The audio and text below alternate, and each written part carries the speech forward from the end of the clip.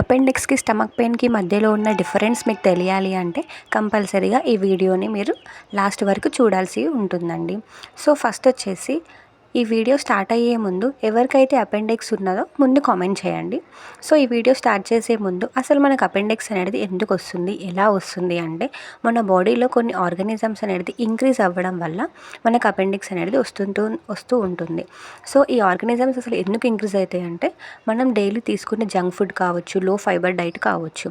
అయితే దీనికి వచ్చేసి సిమ్టమ్స్ అనేది ఎలా ఉంటుంది, మనల్ని ఎలా అప్రోచ్ అవుతుంది అంటే హై గ్రేడ్ ఆఫ్ ఫీవర్ ఉంటుంది, వామిటింగ్స్ చాలాసార్లు ఉంటుంది.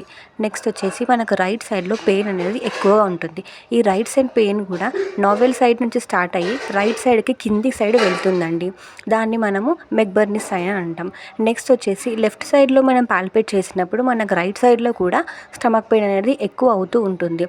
సో ఇది వచ్చేసి రాన్సింగ్ సైన్ అంటాం. సో దీన్ని మనం కంట్రోల్ చేయడానికి వాటర్ బాగా తాగడం, ఎక్సర్సైజెస్ చేయడం, జంక్ ఫుడ్ అనేది మానేయడం, ఫైబర్ డైట్ అనేది ఎక్కువ తీసుకోవడం.